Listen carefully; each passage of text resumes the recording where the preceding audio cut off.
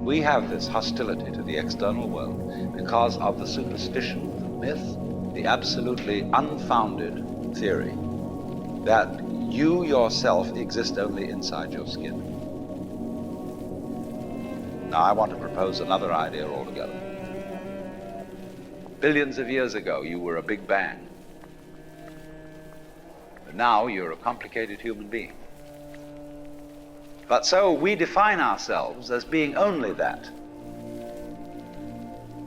If you think that you are only inside your skin, you define yourself as one very complicated little curlicue, way out on the edge of that explosion, way out in space and way out in time.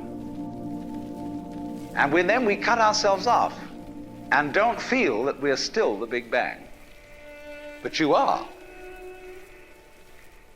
Depends how you define yourself. You are actually, if this is the way things started, if there was a Big Bang in the beginning, you're not something that is a result of the Big Bang. You're not something that is a sort of puppet on the end of the process. You are still the process. You are the Big Bang, the original force of the universe coming on as whoever you are. See, when I meet you, I see not just what you define yourself as, Mr. So-and-so, Miss So-and-so, Mrs. So-and-so. I see every one of you as the primordial energy of the universe coming on at me in this particular way. I know I'm that too. But we've learned to define ourselves as separate from it.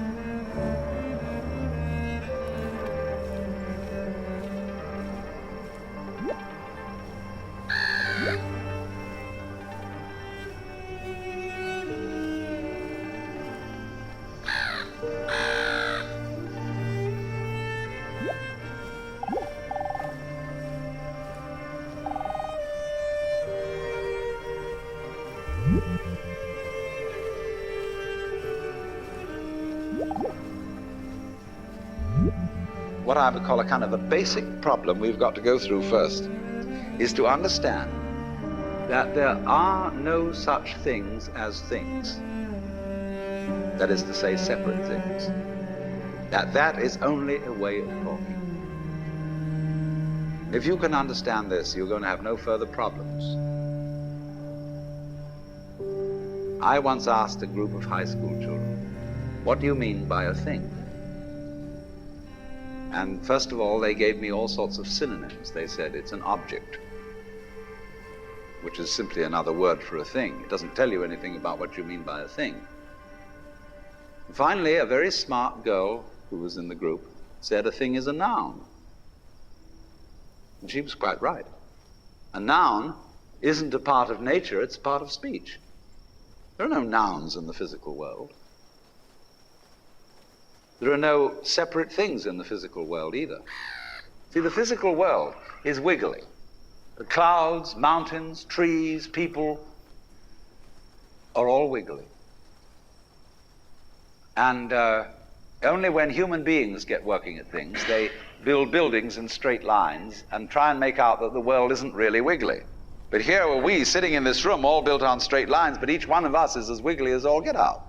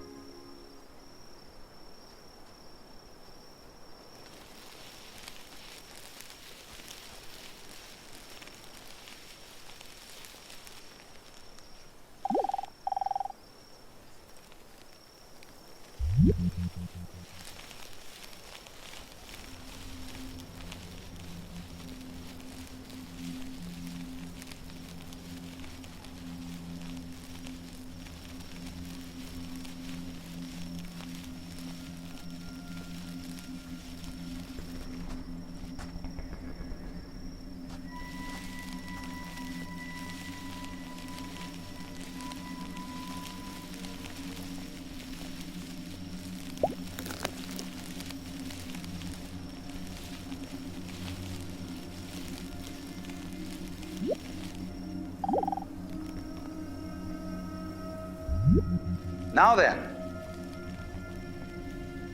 when you want to get control of something that wiggles, it's pretty difficult, isn't it? You try and pick up a fish in your hands, and the fish is wiggly and it slips out. What do you do to get hold of the fish? You use a net. And so the net is the basic thing we have for getting hold of the wiggly world. A net is something regular. And I can number the holes in a net.